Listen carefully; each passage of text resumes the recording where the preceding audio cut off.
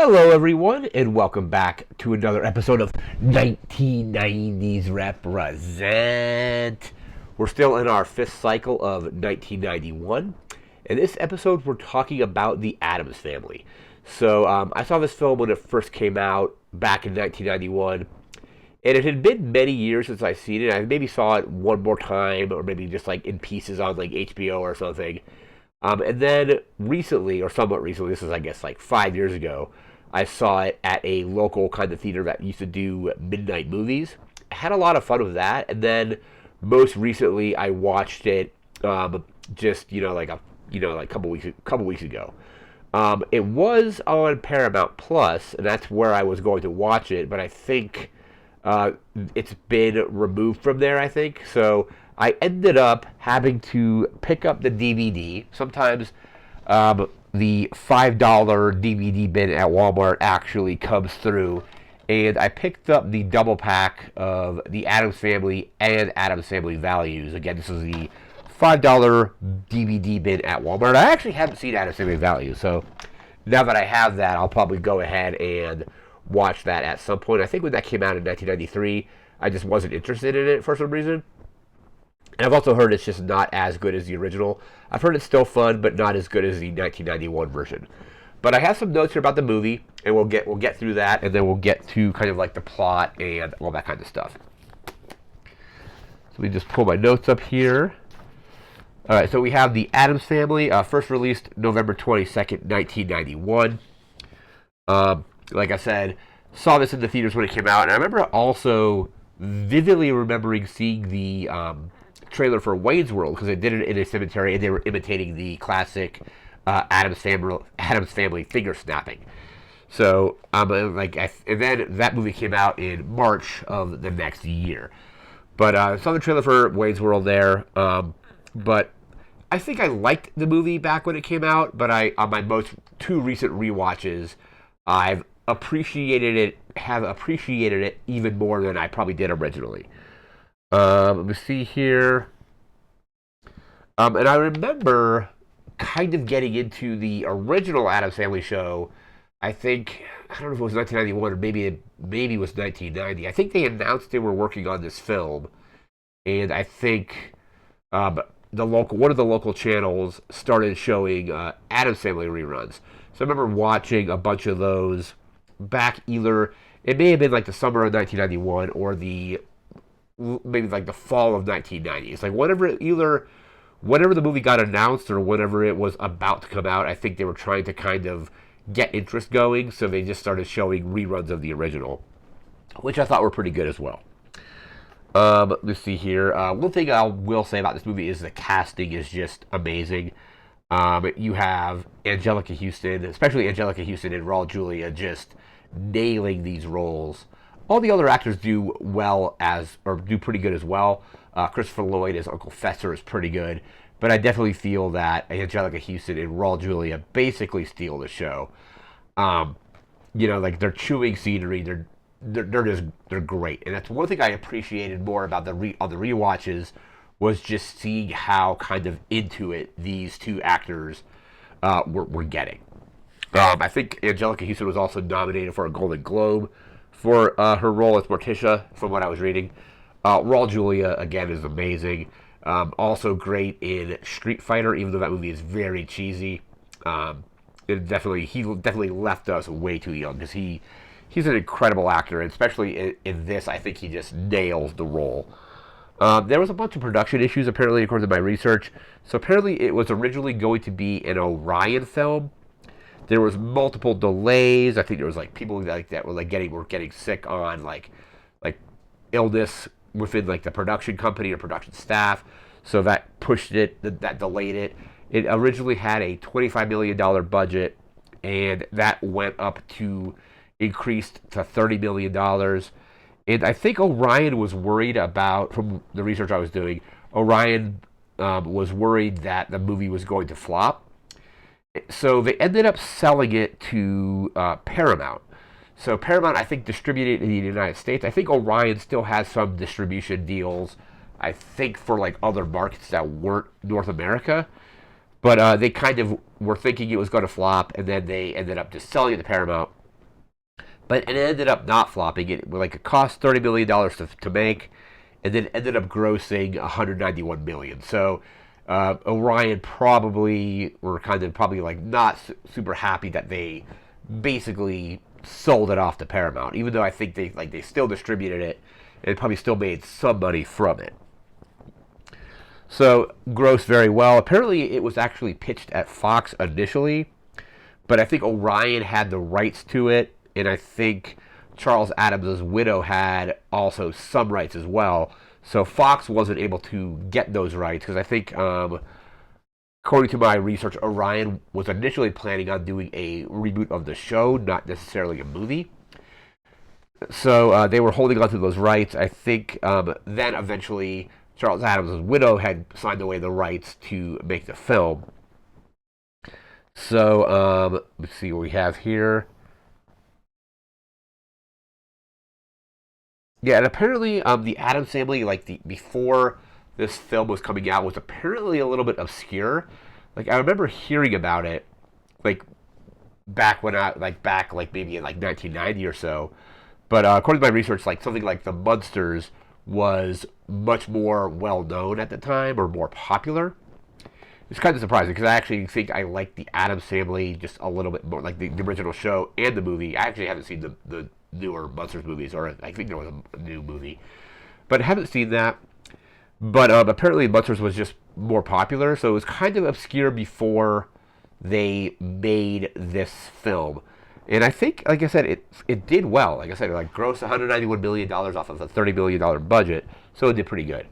Apparently, Tim Burton and Terry Gilliam were initially approached to direct this movie, but ended up turning it down. I think Tim Burton turned it down so he could do Batman Returns, and it ended up being directed by. Let me actually just grab the DVD here. Let me see. Yeah, Barry Sonnenfeld. And I think from what I was reading, this was his directorial debut. Because he wasn't the first choice to do this. But like I said, Tim Burton and Terry Gilliam had been approached and turned it down. So then it went to him. Went to Barry Sonnenfeld. Apparently Angelica Houston, in a memoir I think she wrote, I haven't read it, was saying the kind of prosthetics she had to wear were kind of annoying, and they would could potentially cause headaches, because apparently they were using these facial straps to pull her eyes back, and I think they were using lower facial straps to kind of proportionally fit the bottom of her face to what the top of her face was doing. So they would have to take those straps off periodically to not cause headaches, because I think Angelica's eyes are kind of somewhat pulled back a little bit to just kind of difficult production for her, just based on kind of the makeup and then the things that she had to wear to kind of portray the role. Can't talk about the Addams Family without talking about the iconic pinball machine that came out in 1992. And Raul Julia and Angelica Houston, I think, basically provided voice work for the pinball machine.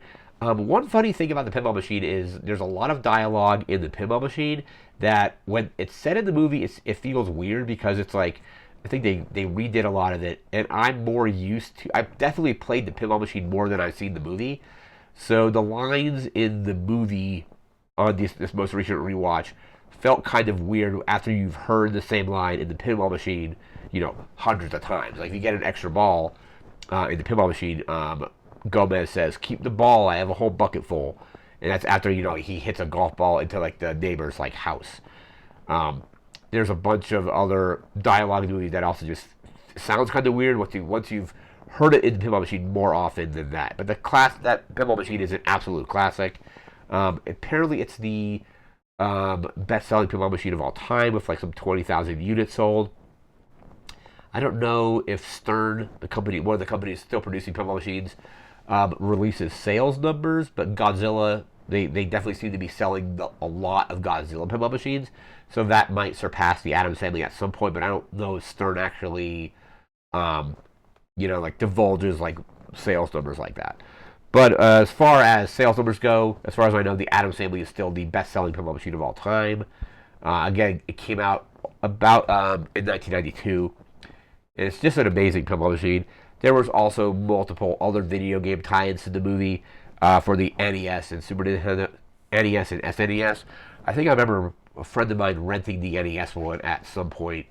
And then I think I've played the SNES one on like emulator before. I had never actually played it on a physical Super Nintendo, but I remember like emulating that game in the past.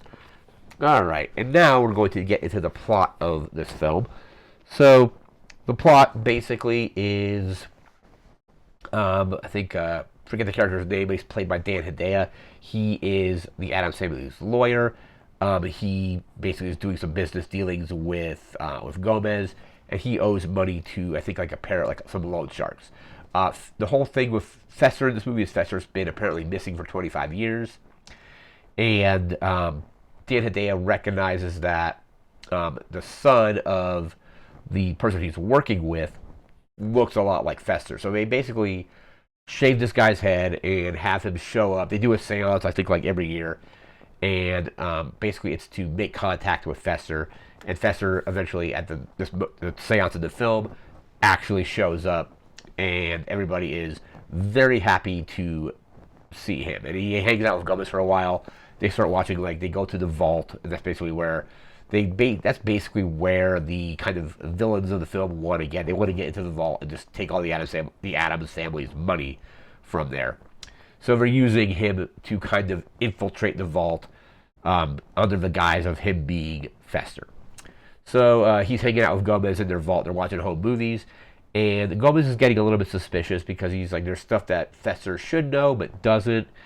And I think he's like, they're like, well, like, he's like, you should. He's like, he's smoking a cigar. Like, Gomez smokes cigars. And there's a video where he's like, do you remember this? He's like, your first cigar. And Gomez is like, no, I've been smoking since I was 4. Like, this is something completely different. And he doesn't, like, remember, like a password and things like that. So they are getting suspicious of him. Gomez is a little bit suspicious. Morticia is even, I think, more suspicious than that. You have then just Pugsley and Wednesday just messing around doing stuff. There's a great scene where like they're like Wednesday walks by with like a dagger, and Morticia's like, "Is that for your brother?" And she's like, "Yeah." She's like, "I don't think so." She takes it and then gives her an even bigger knife, or a sword essentially. So they're definitely playing into that whole aspect. There's a part where like they're having breakfast, and they're like Wednesday, play with your food, and she's like stabbing it with a fork. But the whole premise of the film is basically Fester trying to infiltrate the family to get to the vault. He eventually takes a liking to Pugsley and Wednesday, because he definitely wouldn't have known them if he's been gone for, like 25 years or so. So he's getting kind of close to them. He's showing them how to like do various things, or like looking at a book of like he's like, this next chapter is about scabs. They're doing a sword fight for like the school play. I think they're doing some like Shakespeare thing, and he's like, no, you got to aim for like a major artery, like the jugular or something like that. And then his mom, who is like this psychiatrist that basically apparently has found him in the Bermuda Triangle, is saying, hey, he has like, I think it was called like, what was the term she used? It was displacement or something like that, because they get suspicious, and then they're like, oh, it's just displacement, it's totally fine. They have a school play that Fester wants to go to, but she's like, no, you can't go to it. The whole family will be gone. It's our perfect opportunity to get into the vault. There's multiple levers in the thing that like actually get you to the vault. So he seems to like always grab the wrong one and gets like thrown through, like, it's not like a sewer, but it might as well be like a sewer tube. Angelica talks to him. He's like, hey, like, we take like people messing with our family very seriously. They like go to the family graveyard, and there's like all these like statues in the graveyard and all that kind of stuff. But Fester's mom, essentially, or like the kind of the con artist, is saying, don't go to the play, we're going to steal the stuff in the vault tonight. Fester initially doesn't want to, says he can't go to the play, but he shows up. He has like they're doing like the Christmas play or whatever it is, and he gives them these things of like fake blood and like pumps. So like when like Pugsley gets stabbed, he just starts spraying blood all over the audience. I think like Wednesday gets stabbed as well and sprays blood everywhere. She cuts off one of Pugsley's like arm, like a fake arm, and there's just blood again spraying all over the audience. So psychiatrist, I think like Pinderslaus or whatever her name was, is just upset that like she tries to get into the vault, and I think it ends up getting like entangled with a plant, and Lurch has to like Lurch is like spraying the flowers, and he realizes that she's like all tied up in it. Um, they basically say that like Fester's going to leave, so they have a huge party. Like they do a mamushka. The mamushka is a thing I remember mostly from the pinball machine because usually it's like you hit the ball into like the electric chair shot, and usually the first mode it's either cousin it or the mamushka. The mamushka it's like the mamushka, and then you do the whole dance kind of thing there. Cousin it shows up to the party, and he starts talking to Dan Hidea's character's wife. And they like have a good time. And she's like, "Hey," she's like, "Oh, I'm married. I can't really hang out with you," and all that kind of stuff. But Dan Hidea comes up with a plan to basically get the family, except for Fester, out of the house. He says, "Well, the deed of this house, or what it's like some legal documents, saying that since Fester is the older brother, it's technically his house, and then he has the neighboring judge who also hates the Addams family because they constantly are knocking golf balls into his house, usually when he's eating cereal or something. But he draws up a thing saying, hey, this is Fester's, and he's got a restraining order on you now, so you all have to leave the house. So they basically leave, and they're living in a hotel. They get jobs. I think like Morticia starts working at a school. Gomez actually doesn't get a job. He's kind of just like hanging around the kind of hotel watching TV and stuff. He calls into the Sarah Jessica Raphael show, and they eventually say, stop calling here, Gomez. What are you doing? But Pugsley and Wednesday set up like a lemonade stand. And one of my favorite bits of the movie is they have a lemonade stand, and this Girl Scout comes up. She's like, are these made of real lemons? They're like, yeah. She's like, I can't have any like artificial whatever, like this, that. Whole kind of like, it's got to be like all natural, organic. And they're like, is it made of real lemons? And she's like, yeah, it's made of real lemons. It's fine. And then she's like, well, here's the deal. I'll buy one of some lemonade from you if you buy some Girl Scout cookies from me. And then Wednesday, and a classic line is like, are they made of real Girl Scouts? Just love that line right there. Thing is working at FedEx, doing the little moving a FedEx cart with his like feet. Feet? I guess they're his fingers, but they're his feet technically because he's moving like that. But he's like throwing packages, and Thing is really good in this movie. Like pretty cool visual effects for how they did Thing in this. But Morticia ends up going back to the house and getting captured, and like I think they're gonna like torture her or something like that. And even Fester's like, no, we can't use red hot pokers from her. This is ridiculous. And they got her like tied up to like a torture wheel or what you want to call it. Thing sees this Thing sees this go down and basically hitches a ride, like hanging on the back of a car like that, back to the hotel. And another classic bit, he is trying to basically like sign out or do charades to tell Gomez what's going on. And he's just like going kind of crazy. And Gomez is like slowed down. He's like, it's terrible when you stutter. And it's a hand talking, so how could it really stutter? But so just classic bits like that, and then Thing starts like tapping on like a table with like a spoon to do Morse code. So Gomez shows up and basically to rescue Morticia.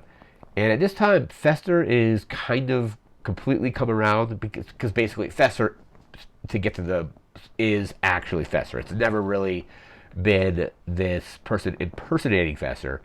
So we're gonna jump ahead a little bit. So basically, the lady found him in I think Miami, like tied up in like a fish, like a tuna net, is what they said. And he had amnesia, so she basically kind of took him and kind of just raised him from there, or lived with him, or whatever it was. But it actually was Fester, just with amnesia. Anyhow, so like there's these books in that the book green, you pull it and it opens the doorway to the vault. Then there's some other stuff you got to go through. But Gomez is going to get them into the vault because they're going to torture Morticia. And they have these books in the vault that, like I think the first one Dan Hedaya picks up in the beginning of the movie is Gone with the Wind. He opens it and just like a gust of wind hits him in the face, and he closes the book and puts it back on the shelf. You see him later in the movie when he's kind of just like in the thing. He's got like the book, I think it's like The Sun Also Shines or Rises. And he's just like reading the book, getting like sunbathing. He's like, you guys should try this sometime. Closes the book. But then the book that Gomez is about to open the vault, and Fester's like, "That's the wrong book," and he pulls a book down, and it's like something about hurricanes. So Dan Hidea's character knows what's going on now because he's like, "Hey, like he's got like this book." He's like, "Don't do it, Fester, don't do it," and he opens it like just like a little bit to get like gust of wind and like rain coming out of it, and eventually he fully opens the book. Dan Hidea and the con artist lady, I forget the character's name. I think she's going by like Dr. Pindeschlaus or whatever her name was, get blown out of the house, blown out of the window by this hurricane gust, and they land in two coffins that are in graves that are Pugsley and Wednesday are outside, and they land in them, they get close up, and they go to the ground. Fester also gets hit by lightning from this hurricane book, and that basically gets rid of the amnesia. So now Fester is basically back, and they kind of explain that Fester, or that this is like I said, when we jumped ahead, they actually explained that it was Fester that was found in that tuna net and just happened to have amnesia. After that, it does a time jump to like the following Halloween, to where everybody's having a good time. Dan Hidea's character is basically dead at this point, or they're buried alive or whatever. And now Cousin It and Dan Hidea's character's wife are like together. And then I think at the very end of the film, it's revealed that Morticia is now pregnant, which I think actually leads into Addams Family Values, because you actually have the baby right there. Again, like I said earlier in the video, I haven't seen Addams Family Values, but I really like the first one a lot, so I'm probably going to, since I have it on DVD now, I can just watch it whenever. So like I said, I was going to watch it on streaming, or watch this one on streaming, and then it just kind of disappeared right before I happened to watch it, and then happened to just be at Walmart and saw that they had the 2-pack here. But overall, this is just a very fun movie. Like it doesn't take itself too seriously. The acting is incredible from Angelica Houston, Raul Julia especially. Christopher Lloyd's pretty good, and then also another kind of standout is Christina Ricci as Wednesday. I don't think the guy who played Pugsley really did much else as far as acting. I think mostly he started doing stuff more behind the scenes. And I think the actor's name is Carl Stricken. I'm probably going to mispronounce that. He is known, he played Lurch in this, but also known very well as Mr. Hom from Star Trek The Next Generation. He was kind of like Lwaxana Troy's assistant, basically. And of course, Dan Hedaya, which my favorite movie that he's probably made in is The Night at the Roxbury. He's good at this as well. So from the casting, the cast is great. The dialogue is funny. Like I said, there's just some jokes that hit really well, that work really well, like things stuttering, and then the Girl Scout joke are really good. But I definitely recommend this movie. It's a fun time. Definitely a fun time. That is going to do it for this video. We'll be back again in a few days. We'll be doing a video game from 1991 before jumping back into 1992. But again, that's going to do it for now. So remember to like, comment, share, and subscribe. We'll see you again next time. Thanks again for watching. Take care and have a good one. See ya.